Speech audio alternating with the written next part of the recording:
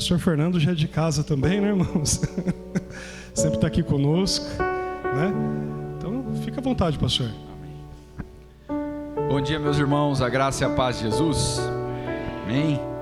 Para mim é uma alegria estar com os irmãos e participar de um momento tão importante na vida dessa igreja, e sabendo que Deus cuidou desta igreja nesses 27 anos e vai continuar cuidando. Amém. Eu louvo a Deus também por encontrar o pessoal da Cristolândia. É sempre um prazer. A gente tem se encontrado já algumas vezes aí, né? E tem sido muito bom.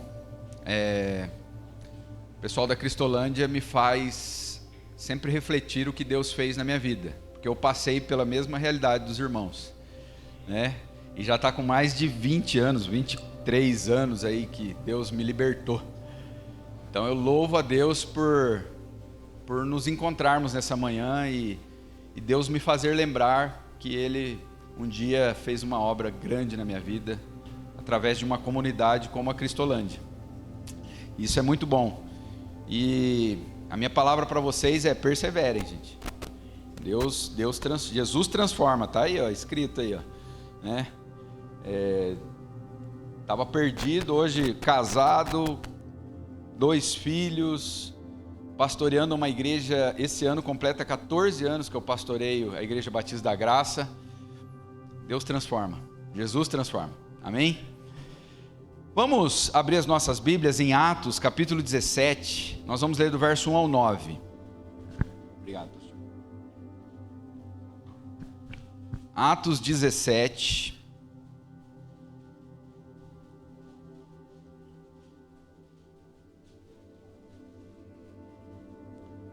do verso 1 ao 9.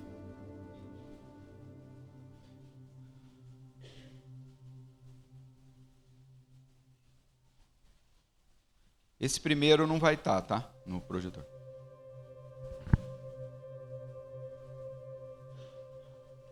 Amém? Atos 17, do verso 1 ao 9, diz assim a palavra de Deus. Tendo passado por Anfípolis e Apolônia, chegaram a Tessalônica, onde havia uma sinagoga de judeus. Paulo, segundo seu costume, foi procurá-los, e por 3 sábados arrazoou com eles acerca das Escrituras, expondo e demonstrando ter sido necessário que o Cristo padecesse e ressurgisse dentre os mortos. E este, dizia ele, é o Cristo, Jesus, que eu vos anuncio. Alguns deles foram persuadidos e unidos a Paulo e Silas, bem como numerosa multidão de gregos piedosos e muitas distintas mulheres. Os judeus, porém, movidos de inveja, trazendo consigo alguns homens maus dentre a malandragem, ajuntando o povo, alvoroçaram a cidade e, assaltando a casa de Jasson, procuravam trazê-lo para o meio do povo. Porém, não os encontrando, arrastaram Jasson e alguns dos irmãos perante as autoridades, clamando: estes que têm transtornado o mundo chegaram também aqui, os quais Jasson hospedou.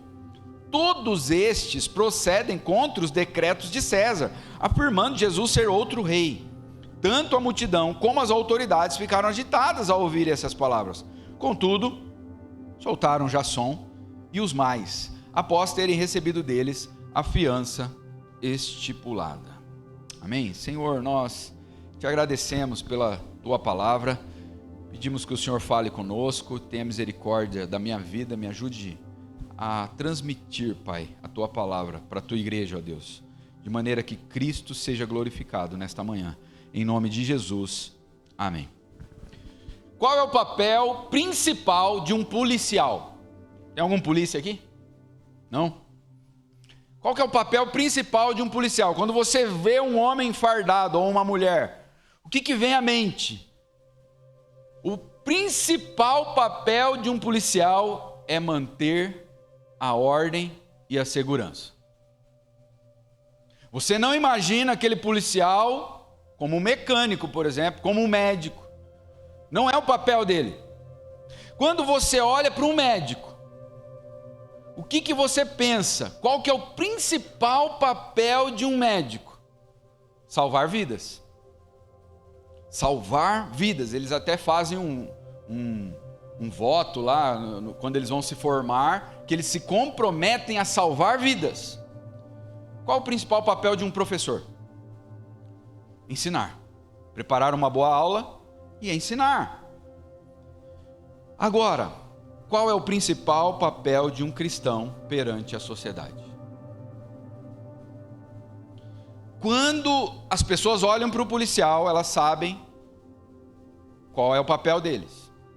Quando olha para um médico, quando olha para um professor, e quando as pessoas olham para um cristão, um evangélico brasileiro, a nossa realidade, qual é a principal função nossa perante a sociedade? Jesus disse que deveríamos pregar o evangelho e sermos suas testemunhas. Marcos 16,15 disse: vão por todo mundo, prega o evangelho a toda criatura. Últimas palavras de Jesus antes dele subir aos céus, e as últimas palavras de um homem são as palavras mais importantes, a gente entende assim.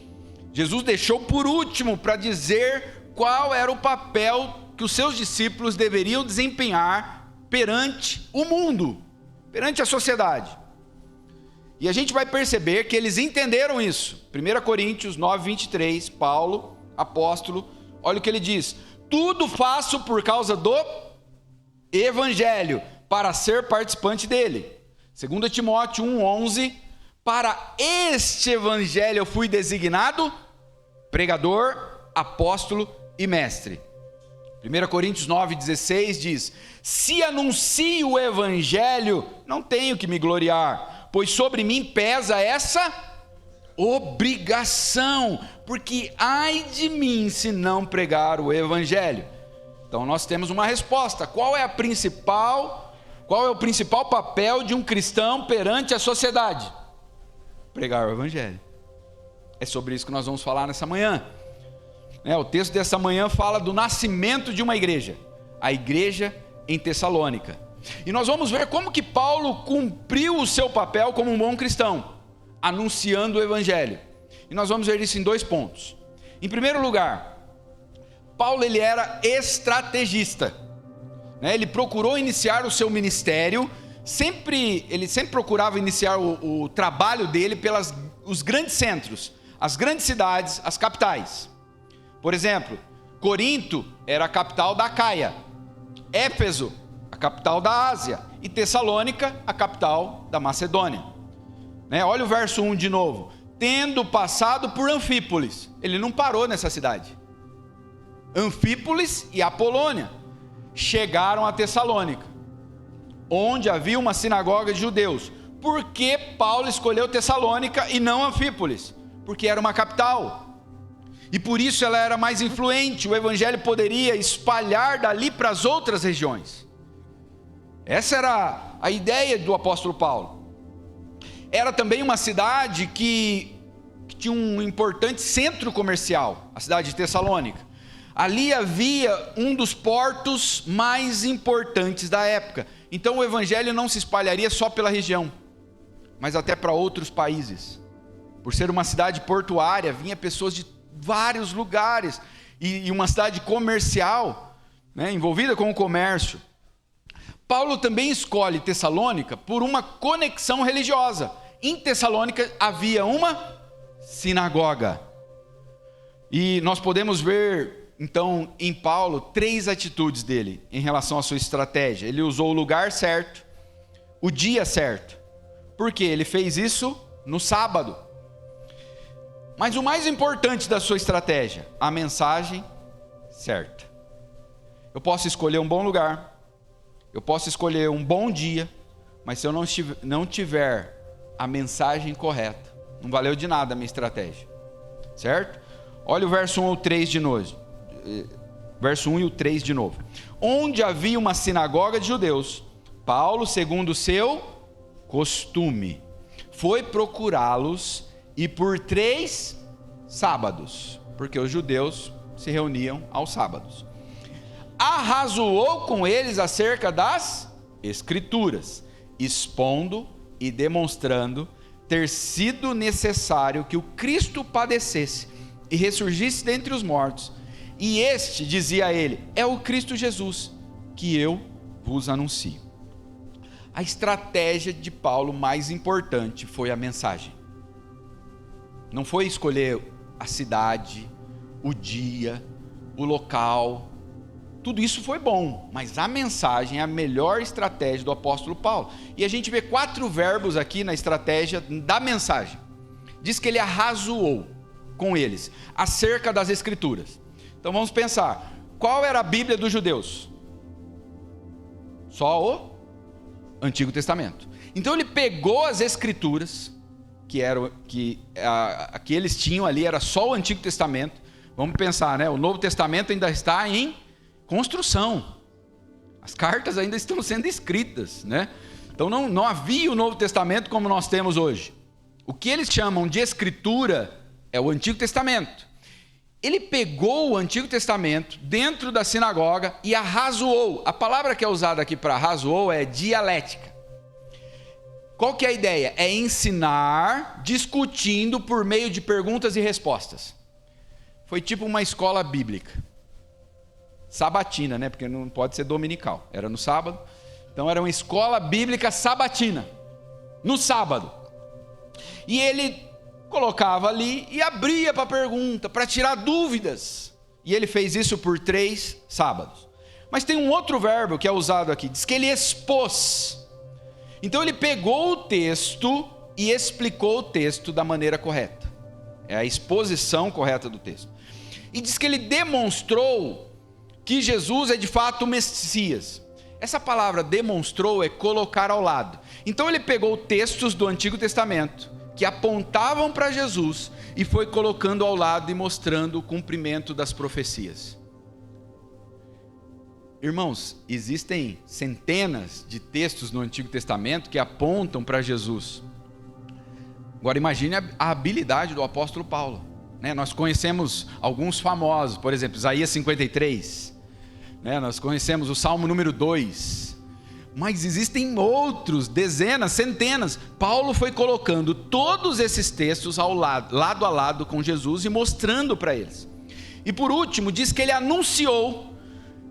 O que ele anunciou? Ele contou a história de Jesus, desde o seu nascimento virginal, né, a sua vida, o seu ministério, a sua morte, a sua ressurreição, a sua ascensão, os milagres que ele fez, as curas, o chamado dos discípulos. Ele contou toda a história de Jesus para aqueles judeus dentro da sinagoga. Foi isso que ele fez.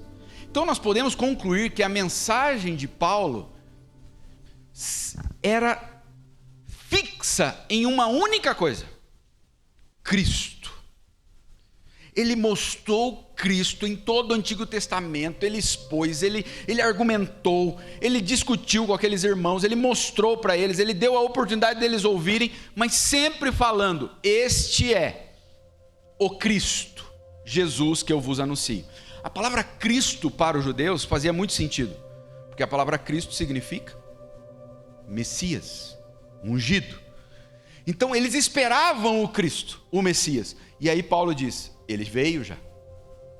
Ele veio, morreu, ressuscitou, subiu aos céus, e agora eu estou falando sobre ele aqui, sobre a vida dele para vocês. Então a mensagem de Paulo era cristocêntrica.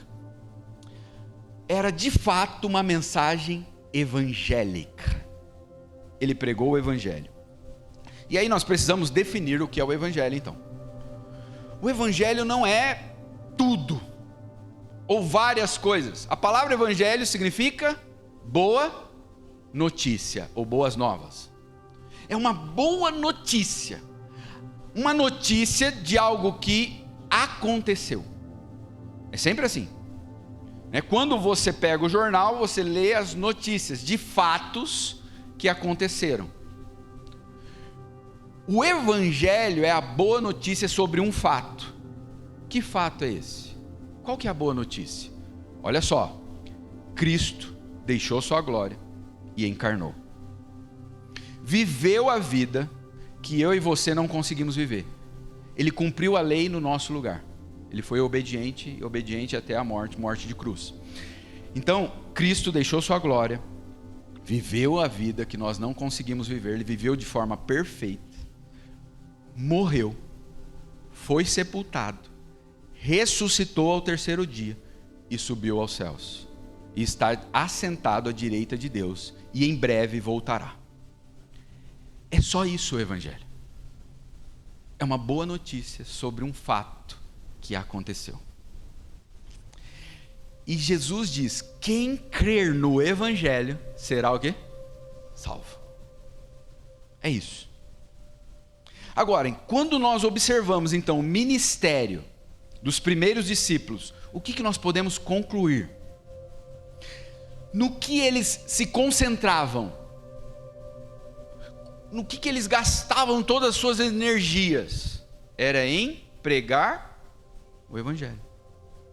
O Evangelho. Qual que era a prioridade deles? Anunciar o Evangelho. Porque as pessoas serão salvas quando ouvirem e crerem no Evangelho. Então eles sabiam disso. Então eles não perdiam tempo com outras coisas, meus irmãos. Agora, quando a sociedade olha para os cristãos dos nossos dias, o que eles enxergam? Será que eles chegam à conclusão de que a nossa prioridade é pregar o Evangelho? Vamos ser sinceros, hein, gente? Quando o mundo aí fora olha para a igreja evangélica brasileira, eles chegam à conclusão: aí está um povo aí que o principal papel deles é anunciar uma boa notícia. É isso que eles veem em nós? Quando a gente olha para um policial, a gente sabe o que esperar. Quando a gente olha para um médico, a gente sabe o que esperar. Quando a gente olha para um professor. Agora, quando olham para nós, evangélicos, será que eles conseguem relacionar que o fato de nos chamarmos, nos autodenominarmos de evangélicos, o que você é? Eu sou evangélico. Será que eles conseguem relacionar que nós nos chamamos de evangélicos porque nós temos um papel, e o nosso papel é anunciar o Evangelho? Quando eles olham para o nosso envolvimento político, eles enxergam em nós pessoas que estão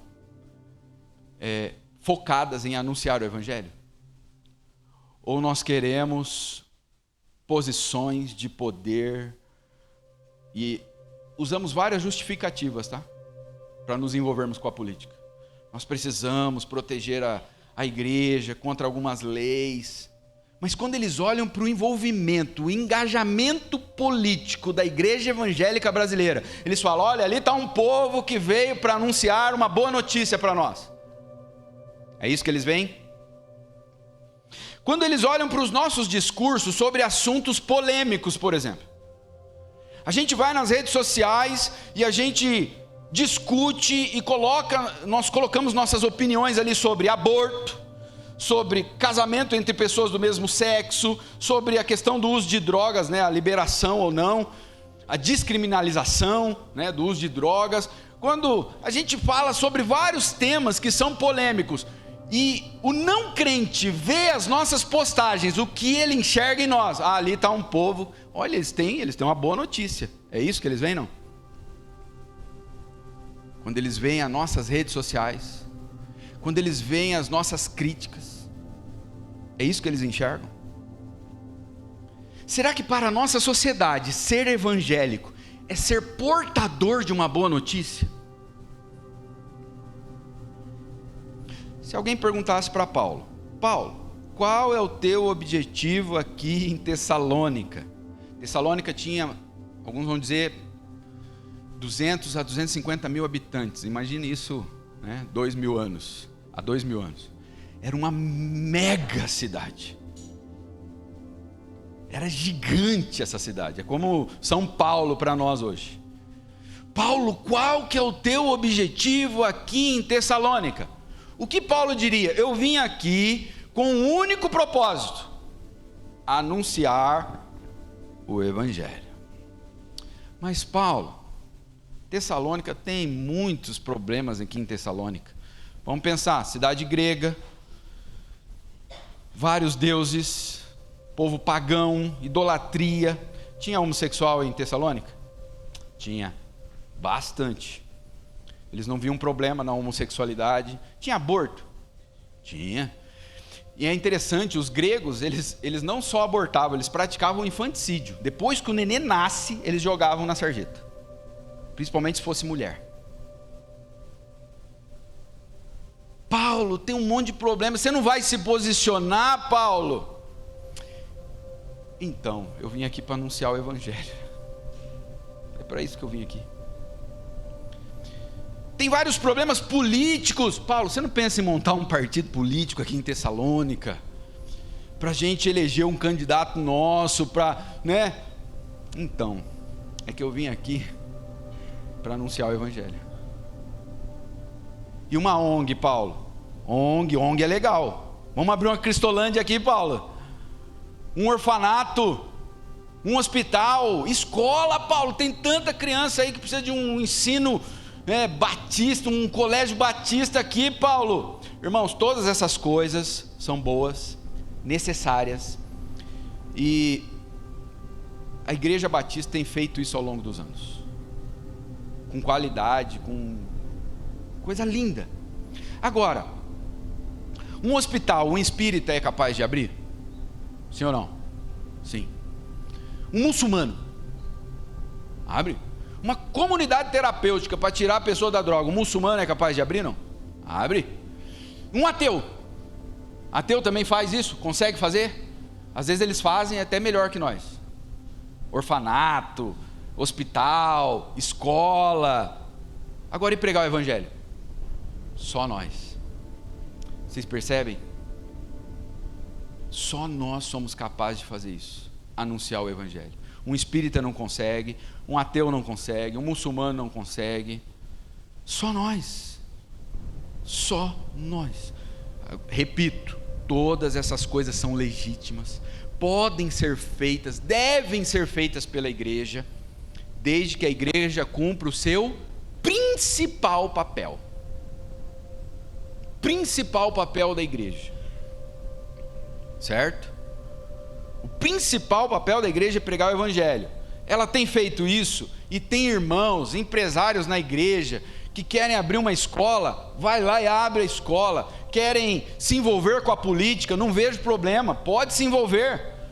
Entendeu? Lá na nossa igreja, minha cunhada, ela foi candidata a vereadora, eu apoiei ela, falei, vai na benção, filha. Ela pregou aqui, né, a Daiane, minha cunhada. Então, não vejo problema, mas o principal papel está sendo feito, está sendo cumprido. Agora, se o mundo está confuso quanto ao nosso papel, a culpa é de quem? É nossa.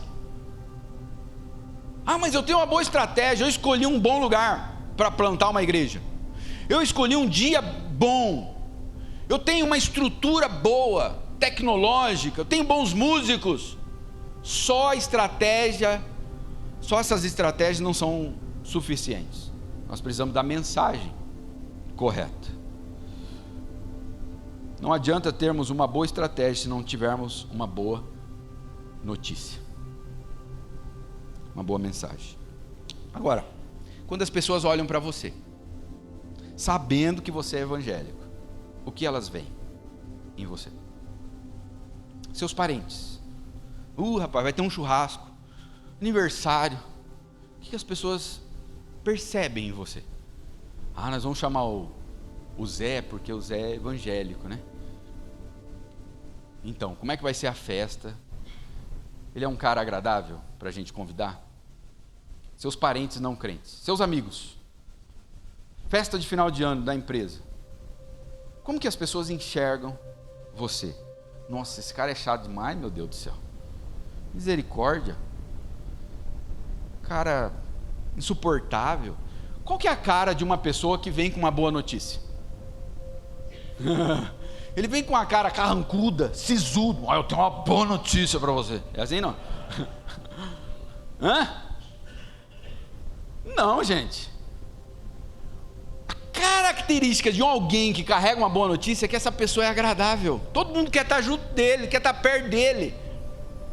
Ele é uma pessoa que todo mundo quer convidar ele para a festa, gente.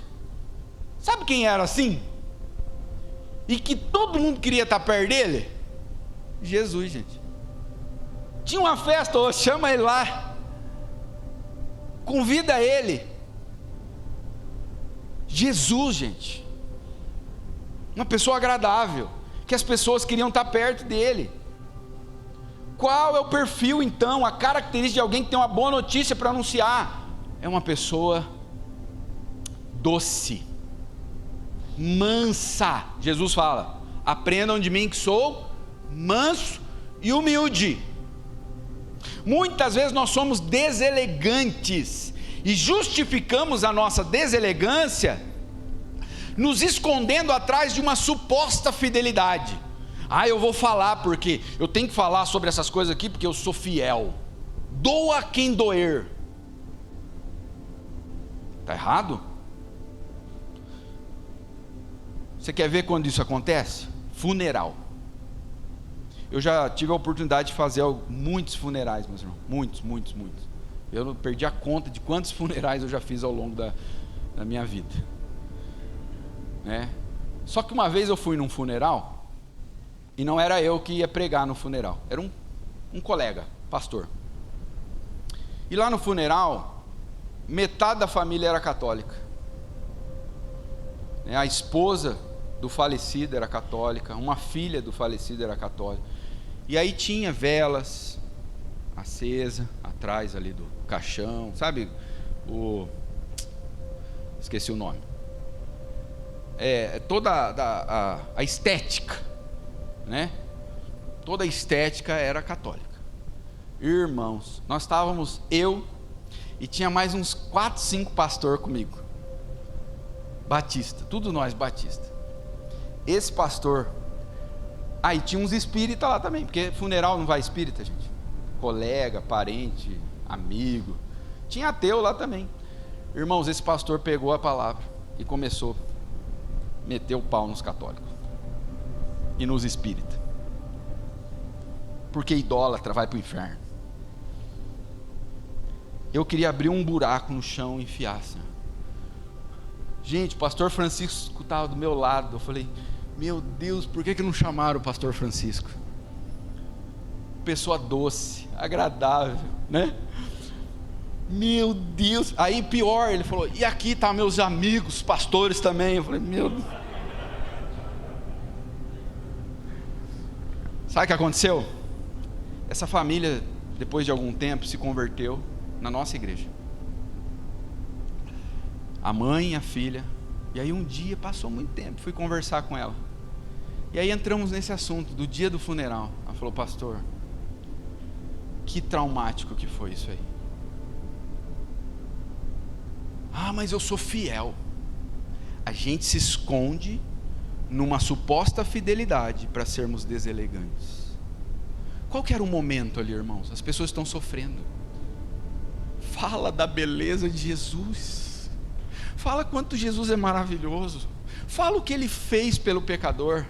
Fala o quanto Deus amou o mundo enviando Jesus. Não é o momento, não é o lugar. Vocês percebem o que os evangélicos estão fazendo? Quer ver outra coisa? Casamento, meus irmãos. Já celebrei muitos casamentos. Em casamento, o que acontece? Vem espírita, vem ateu, vem homossexual em casamento? Não? Festa de casamento? Vem. E aí a gente fala: nossa, agora é a oportunidade. Vem pessoas divorciadas, vem pessoas que estão no terceiro casamento, que vem para assistir a cerimônia, vem pessoas que estão só juntadas, né? Juntaram os trapos ali, as escovas de dente, mas não casaram. É o famoso amigado ou amaziado. Vem gente assim para a festa, não? Vem. Aí vai o pastor: gente, por quê? Sexo antes de casar é pecado. Divórcio, Deus odeia o divórcio. Está ouvindo aqui vocês? Eu estou falando para o casal, né? Gente, que oportunidade de falarmos o quanto Jesus é maravilhoso. E que o casamento é apenas uma sombra do casamento perfeito de Cristo com a sua noiva, a igreja. Não é um momento, irmãos. Isso não é uma boa notícia. Eu estou anunciando. Sabe qual que é o problema? A gente não sabe diferenciar lei de evangelho. Lei é o que eu devo fazer, as coisas que eu devo obedecer. O evangelho não fala sobre obediência. O evangelho fala sobre algo que Cristo fez e que eu devo crer. A gente está pregando a lei para não crente. quando deveríamos anunciar o Evangelho. Foi isso que Paulo fez, irmãos. E qual pode ser o resultado se nós cumprirmos nosso papel? O que acontece quando a gente faz aquilo que nós fomos chamados para fazer? Verso 4. Alguns deles, judeus, foram o quê?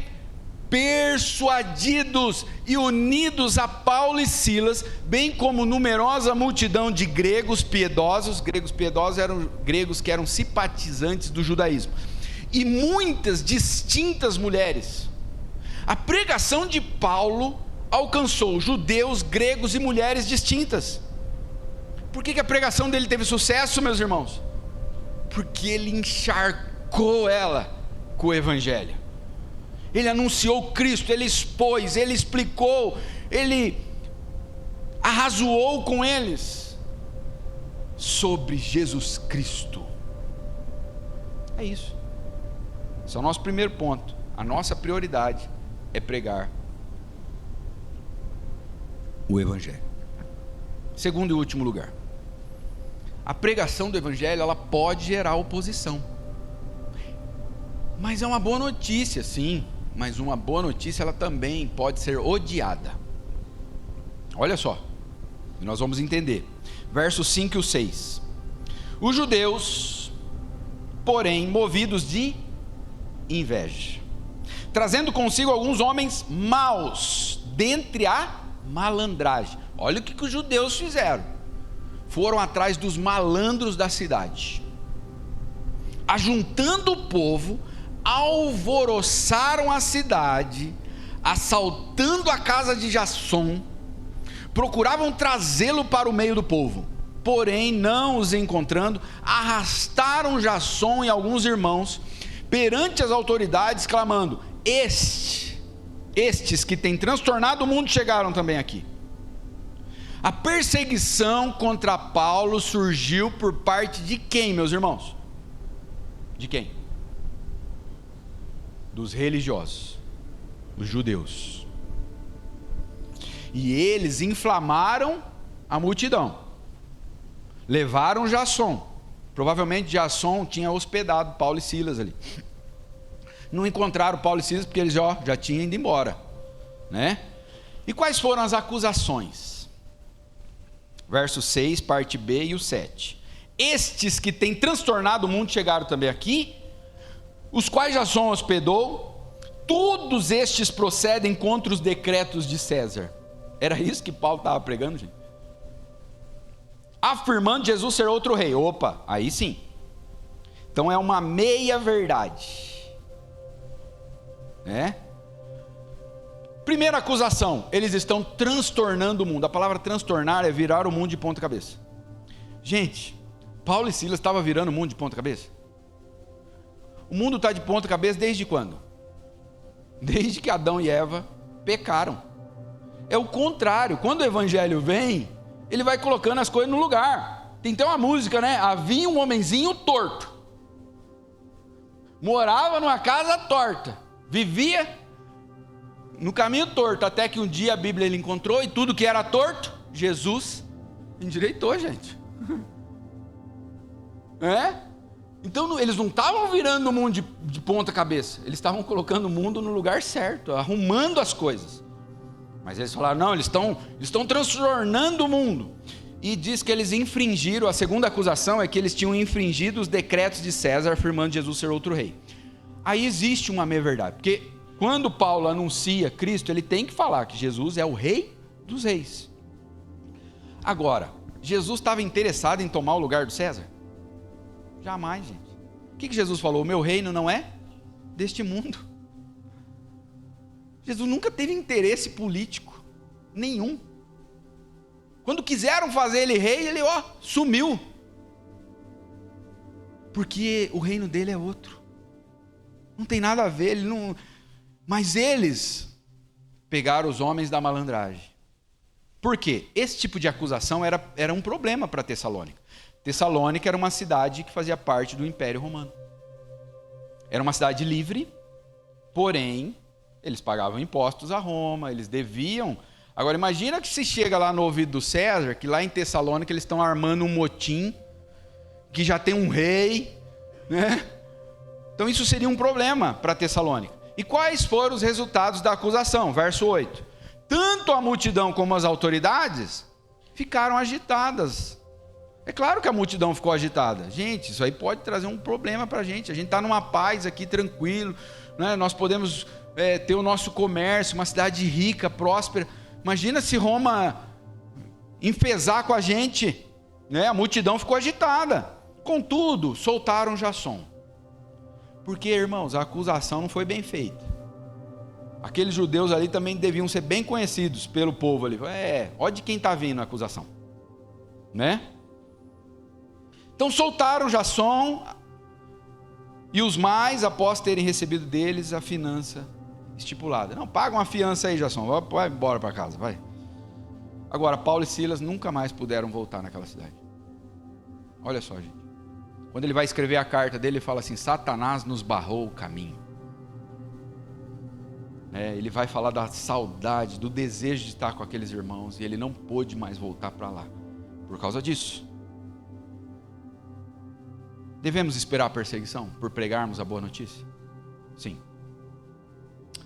Mas a perseguição contra o cristão, meus irmãos, deve ser por um único motivo: por pregarmos o Evangelho. Por que os judeus perseguiram Paulo? Porque Paulo confrontou a visão que eles tinham sobre o Messias. Paulo confrontou todo o sistema religioso deles de salvação. Paulo atacou o ego deles. Qual que era a visão que eles tinham do Messias? Alguém poderoso que vai vir e vai nos livrar do Império Romano, e nós vamos conquistar as nossas terras. Nós vamos viver o tempo de ouro, como foi na época de Davi, de Salomão, o tempo áureo de Israel. Vai ser um rei guerreiro que vai destronar César. Aí Paulo anunciou, ele falou toda a história de Jesus. Jesus vem e ele morre nas mãos dos romanos, por meio de um instrumento de morte romano, a cruz. Gente, isso aí era um balde de água fria nos judeus. Não, a gente espera alguém que vai destruir os romanos. Não, e tem mais. Jesus falou assim, ore pelos seus inimigos, ame os seus inimigos, e se ele tiver fome, dá de comer para ele, viu? O que para os inimigos? Se ele tiver sede, dá de beber para ele. Gente, isso aí frustrou os judeus. Não é isso que a gente quer. Não se encaixa na nossa visão do Messias. O que mais Paulo fez? Paulo desconstruiu todo o sistema religioso deles. O que eles acreditavam? Que para ter um bom relacionamento com Deus, o que eles precisavam? Guardar as festas, fazer sacrifícios diariamente. Tinha que ser no templo. Tinha que ser por via de um sacerdote da linhagem de Levi. Tinha que ser no templo, tinha que levar um animal sem defeito. Eles tinham que guardar o sábado e eles tinham que fazer a circuncisão. Aí vem Paulo e anuncia o Evangelho. O que o Evangelho diz sobre essas coisas? Não vale mais nada isso aí, gente.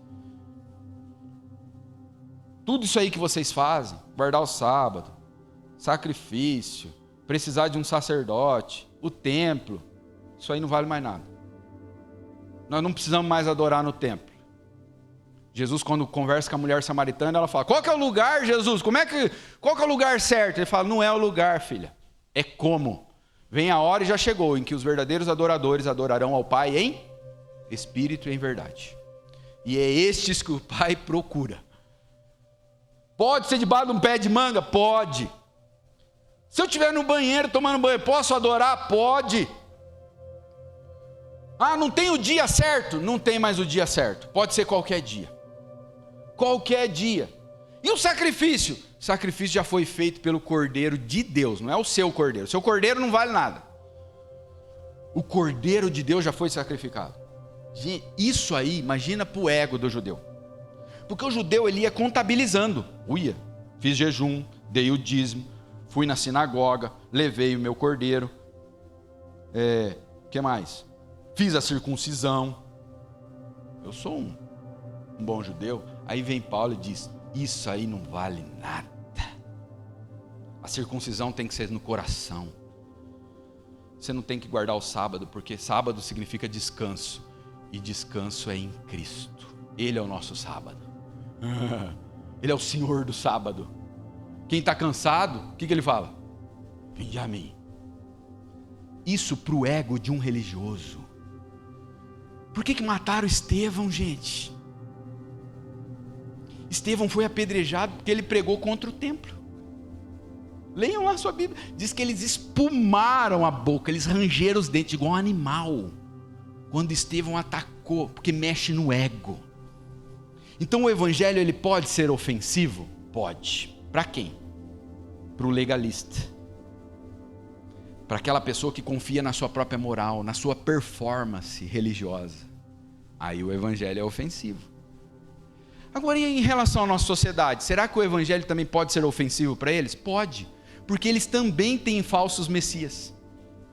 Quais são os falsos messias da nossa sociedade? Educação. Não, porque a educação vai salvar o Brasil. Aí a gente vem e diz, não, a educação não vai. É Jesus. Não, é a cultura. O povo precisa de mais cultura, eventos culturais. Não vai salvar a nação brasileira. Nós precisamos de uma boa política, um sistema ideológico. Não, se o Brasil se tornar comunista, aí vai ser uma bênção. Todo mundo vai comer abóbora junto, né? É abóbora, mas todo mundo vai comer abóbora. Todos. Não vai ter rico, pobre, é todo mundo comendo abóbora. Olha que bênção. Aí vem o outro, não, tem que ser o capitalismo. É o capitalismo que vai salvar o Brasil. Aí vem nós e vem assim, gente, é o evangelho que eu venho anunciar para vocês. Eu tenho uma boa notícia para vocês, não é a política, não é a educação, não é a ciência. Olha os falsos messias. Agora isso aí mexe com eles? Não. Mexe. Eles vão ranger os dentes também. O evangelho também confronta a confiança que a sociedade tem na própria moral. Eu sou uma pessoa boa. Não é assim? Tem ateu que vai dizer assim, eu sou melhor que muitos crentes. E de fato, no comportamento ele é. Mas esse comportamento salva ele? Não. E quando Deus olha para o homem, ele vê o homem como uma pessoa boa? Jesus falou para o jovem rico, né? Só existe um que é bom. E não é você, viu, jovem? Só existe um que é bom. E é Deus. Paulo vai dizer, todos pecaram, destituídos estão da glória de Deus. Não há quem faça o bem, não há um justo sequer. Então quando a gente anuncia o evangelho, a gente está dizendo, olha, a sua moral, a sua bondade. Mas eu sou um grande cientista, eu descobri a cura da AIDS. Se você não se entregar a Jesus, você vai para o inferno. Você pode ter feito uma grande coisa, mas isso aí não te salva. A sua moral, a sua performance, nada disso. As suas ONGs que você abriu, nada disso. Nossa, mas eu faço bem para tanta gente, eu ajudo o pobre, o necessitado. Se você não se entregar a Cristo, Jesus é o caminho, a verdade e a vida. Ninguém vai ao Pai se não for por Ele. Então a sociedade também vai ficar incomodada, irmãos, porque nós vamos mexer no ego deles também. E alguns vão ranger os dentes para nós, mas é por esse motivo que eles devem nos perseguir, por pregarmos o evangelho. A perseguição contra o cristão só é justificável se for pelo motivo certo. Estão me perseguindo. Por quê? Você é chato no trabalho, cara. Estão me perseguindo na escola. Você é terrível, ninguém quer estar perto de você. Não é porque você anuncia o evangelho, é porque muitas vezes você fica pregando a lei para o povo. É interessante, Paulo não foi perseguido pelos não crentes. Olha o que diz John Stevenson. Observe onde esse ataque se originou. Falando aqui do ataque contra Paulo. Você teria pensado que teria vindo dos pagãos gregos. Eles eram adoradores de ídolos, praticavam todo tipo de imoralidade. Eles estavam sem Deus, mas não foi aí que o ataque começou. Veio em vez disso dos judeus, veio das mesmas pessoas que deveriam saber melhor, porque eles tinham a Bíblia, eles tinham as Escrituras. Veio de pessoas que já tinham as Escrituras do Antigo Testamento e que já adoravam Deus único. Foi daí que veio a perseguição. mais ferrenha. Então, com relação à perseguição da igreja, primeiro, nós temos que perguntar se o que nós chamamos de perseguição é de fato perseguição. Isso aí é a primeira coisa. A Xuxa escreveu um negócio lá, está perseguindo a igreja. Não, gente, isso aí não é perseguição. Só se for psicológica. Segundo, se de fato estamos sendo perseguidos, será que é por pregarmos o evangelho? Essa tem que ser a pergunta mais importante. Por que estão nos perseguindo? É porque estamos pregando o evangelho ou porque estamos anunciando a lei para o povo? Será que a perseguição que muitas vezes sofremos não é por causa do nosso comportamento estúpido? Olha o que a Bíblia diz sobre como deve ser a nossa relação com a sociedade. 1 Pedro 2,12. Procurem viver de maneira exemplar entre os que não creem. Assim, mesmo que eles os acusem de praticar o mal, verão o seu comportamento correto e darão glória a Deus quando ele julgar o mundo. 1 Pedro 2,15. É da vontade de Deus que pela prática do bem vocês calem os ignorantes que os acusam falsamente. E 1 Pedro 2,17. Tratem todos com respeito e amem seus irmãos em Cristo. Temam a Deus e respeitem quem? O rei. Mas eu não votei nesse. Não vou falar. Eu não votei nele. E vai para a internet e fala um monte de coisa. A Bíblia diz para respeitar o rei. Mas eu não concordo com esse rei. Jesus não perguntou se você concorda com ele, não. Jesus falou para você orar por ele. Você já foi perseguido por pregar o evangelho? Por simplesmente pregar o evangelho? Ou você já foi perseguido por ser estúpido, dar mau testemunho, ser moralista? Não é teu papel cobrar dos de fora o que só os de dentro são capazes de cumprir. O que isso quer dizer? Irmãos, quem é capaz de cumprir a lei de Deus de forma ainda imperfeita, mas é capaz de cumprir? Quem? O cristão. Por quê? Porque existe uma coisa dentro dele. Algo, né? Não é uma coisa. Existe alguém dentro dele. Quem? O Espírito Santo. E ele só é capaz de cumprir a lei de forma imperfeita porque ele tem o Espírito Santo, ele tem um novo coração, ok? Agora, eu pego a lei e vou dizer para o não crente que não tem o Espírito Santo, que não foi regenerado, que segundo o apóstolo Paulo, essa pessoa está morta, que ele tem que cumprir a lei que nem eu consigo cumprir de forma perfeita, tendo o Espírito Santo. É isso? Não é o nosso papel cobrar dos de fora o que só os de dentro são capazes de fazer ainda de forma imperfeita. Meus irmãos, vou dar um exemplo. Se o teu vizinho vir na tua casa e te chamar e te confrontar e dizer assim, sabe como que tem que tratar a sua esposa? Do jeito que eu trato a minha. Sabe como que você tem que educar seus filhos? Do jeito que eu educo os meus. É assim que você tem que fazer. O que você vai sentir em relação a esse vizinho? Eu não estou nem perguntando o que você vai fazer com ele, porque você é crente. Você não vai bater nele, né? E é isso que muitas vezes a gente está fazendo. A gente está indo na casa do vizinho dizer como que ele tem que viver, colocar as nossas leis para ele, as nossas regras para ele. O nosso papel é anunciar a boa notícia. Aí ele se converteu. Opa, agora ele faz parte da família. Aí nós vamos explicar para ele como que se vive aqui. Como que é a vida de alguém que entrou para a família agora. Agora ele faz parte da família. Mas primeiro eu anuncio o evangelho. Quem convence o homem? O Espírito Santo.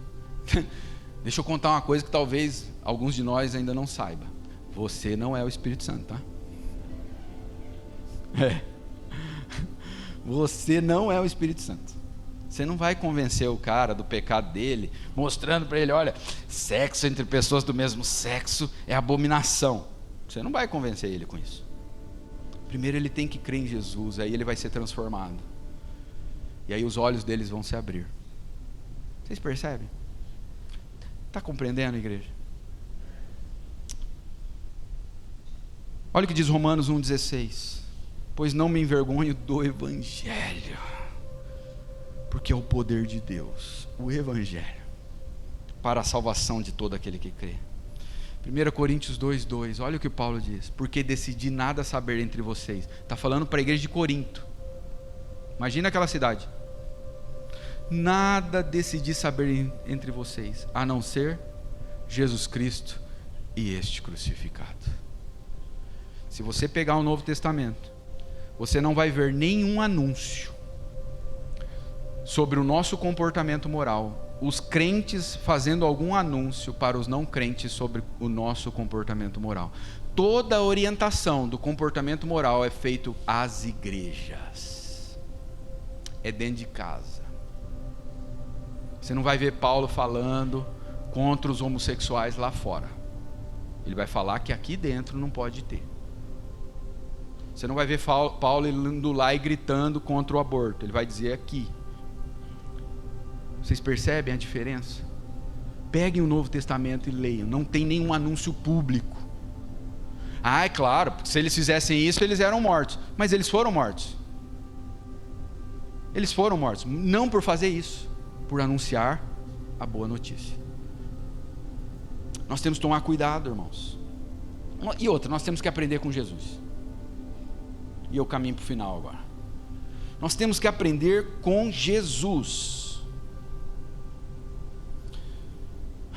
Quem pregou ele na cruz? Quem armou para Jesus? Foram os homossexuais? Tinha homossexual naqueles dias? Sim ou não? Tinha. Foram as prostitutas? Tinha prostituta? Tinha corrupto? Político? Foram eles que pregaram Jesus na cruz, que armaram para ele? Não.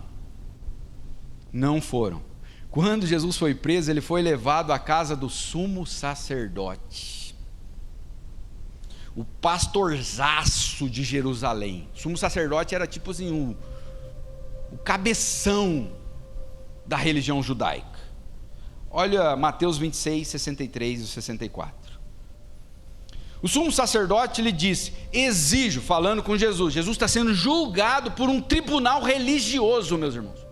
Exijo em nome do Deus vivo que nos diga se é o Cristo, o Filho de Deus. Jesus lhe respondeu: é como você diz. Eu lhes digo que no futuro verão o Filho do Homem sentado à direita do Deus Todo-Poderoso, vindo sobre as nuvens do céu.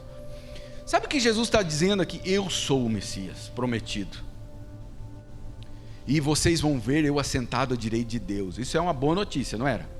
Não era isso que eles esperavam? Versos 65 e 66.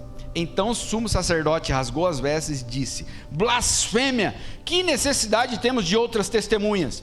E lembram que eles tinham também pego falsas testemunhas contra Jesus? Igual fizeram com Paulo lá.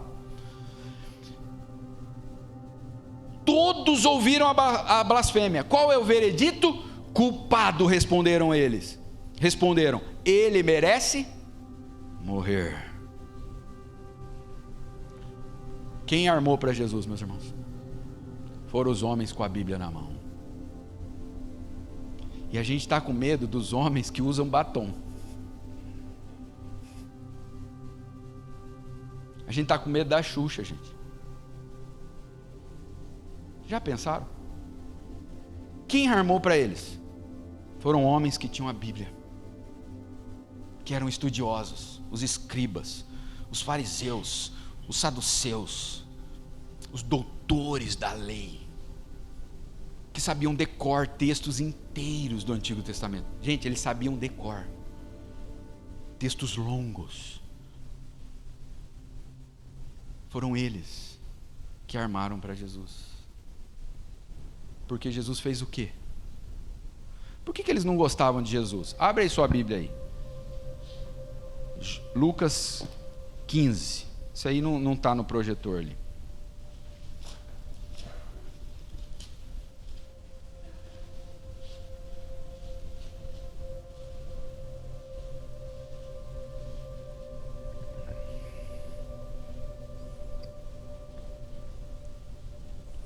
Lucas 15. Olha o verso 1. Todos os... O que diz aí na sua Bíblia? Publicanos. Sabe quem eram os publicanos? Eram os traíra. Eles eram judeus que foram contratados pelos romanos para cobrar impostos dos seus irmãos judeus. E impostos abusivos. E muitos desses publicanos cobravam a mais do que os romanos tinham mandado ele cobrar, porque eles eram corruptos. Então todos os publicanos e... qual outro grupo que estava ali? Quem era esses trem aí, gente? Pecadores. Lucas não dá detalhe. O que pode estar no meio disso aí? Todo tipo de coisa ruim, não é? Tudo que você pode imaginar. Aproximavam-se dele para o... Por que esse povo queria estar perto de Jesus, gente? E por que muitas vezes esse povo não quer estar com a gente? Se eu não me engano foi o Tim Keller que falou: se nós não estamos atraindo as mesmas pessoas que Jesus atraiu, alguma coisa está errada com a gente. Olha esse povo que vinha, eles queriam estar perto de Jesus, gente. Porque eles se sentiam ameaçados por ele? Eles queriam estar perto dos fariseus? Não, porque o fariseu era duro, implacável. Aí olha o verso 2. Mas os fariseus e os escribas o criticavam, dizendo: ele recebe pecadores e o quê? Come com eles. Gente, Jesus gostava de comer. Olha que benção. Mas ele gostava de comer com os pecadores. Essa foi a acusação. Por que mataram Jesus? Porque ele amou o pecador. Ele comeu com eles. Ele dormiu na casa deles, meus irmãos. Lembram de Zaqueu? Zaqueu está em cima da árvore. Jesus chega para Zaqueu e começa com a lista de erros que Zaqueu fez. Foi isso que Jesus fez? Mas tinha muita coisa, não tinha? Que Zaqueu tinha aprontado? Jesus chega para Zaqueu: Zaqueu, olha a boa notícia. Desce depressa, rapaz. Eu vou dormir na tua casa hoje. Aí a multidão: mas ele não conhece quem é esse cara? Ele não sabe o quanto ele é tranqueira, ladrão, corrupto. O Zaqueu hoje seria tipo o Alexandre de Moraes. Jesus não está vendo? Será que Jesus não sabe quem é esse cara? Zaqueu, Jesus não falou uma palavra de acusação. Gente, vamos ler os evangelhos. Mulher samaritana, só está Jesus e ela, lembrem disso, não tem mais ninguém ali, não é em público. Vai lá, chama o teu marido, mulher. Eu não tenho marido. Ele falou: eu sei, você já teve 5, e o que você tem não é teu. Só isso ele falou. Você está em prostituição. Foi isso que ele falou? Sua imoral, você vai para o inferno, hein? Essa mulher ficou tão maravilhada que ela se tornou a primeira missionária no meio dos samaritanos, meus irmãos. Porque ela foi amada, ela foi respeitada. Quando o filho pródigo volta para casa, gastou tudo o dinheiro, pediu a herança, foi para longe para não ficar perto do pai. Diz o texto que ele gastou de forma irresponsável. Aí ele volta tudo sujo, fedendo. Diz que o pai o viu de longe, correu ao seu encontro. Antes que ele falasse qualquer coisa, o pai o abraçou e o beijou. E aí ele fala: pai, eu pequei contra os céus e contra a terra, não sou digno de ser chamado teu filho. E aí ele ia completar a frase, o pai não deixou. O que ele ia falar? Trata-me como um dos seus? Pode ler lá. O pai não deixou ele completar a frase. O pai abraçou e disse: hoje é dia de festa. Pega um melhor cordeiro, pega a melhor roupa, o melhor anel, a melhor sandália e põe nele. Aí o filho mais velho: como é que é? Você não vai cobrar dele o que ele fez? E outro: metade da herança é de um filho, a outra metade é de quem? A festa está sendo com o meu dinheiro, gente. Você vai fazer uma coisa dessa? Aí o pai diz: como eu não vou me alegrar? O teu irmão estava morto e reviveu. Mas você não vai cobrar dele, não vai dizer como que ele vai pagar o prejuízo que ele fez, a vergonha que ele... Hoje é dia de festa. Gente, a graça é isso. Só que às vezes a gente quer pôr uma lista para as pessoas. Uma lista. Não foram os publicanos, não foram as prostitutas, os homossexuais que mataram Jesus, foram os homens com a Bíblia na mão. É perigoso alguém com a Bíblia na mão sem o Evangelho. O Evangelho foi a causa. E eu pergunto para você nessa manhã: você creu neste Evangelho? O Evangelho da graça? O Evangelho do Pai que corre ao seu encontro e te abraça e te beija e te põe roupas novas e te faz uma festa para você? É esse Evangelho que você creu? O Evangelho que diz que Deus te amou tanto, que deu seu Filho para morrer no teu lugar, e que não vem com uma lista de cobranças para você? É esse Evangelho que você creu? Aí vem uma segunda pergunta: é esse Evangelho que você está anunciando? É isso que as pessoas estão vendo? Irmãos, essa igreja nasceu em 3 sábados, Paulo. 3 sábados nasceu a igreja de Tessalônica, com a pregação do Evangelho. Anunciem o Evangelho. Vamos orar? Senhor, nós te agradecemos, Pai. Te agradecemos pela tua misericórdia, tua graça, Pai, que nos alcançou. Nós estávamos todos arrebentados, sujos, na lama, mas o Senhor colocou vestes novas em nós, vestes brancas, lavadas no sangue do Cordeiro. Nós não merecíamos estar aqui, Pai, mas o Senhor nos recebeu com festa.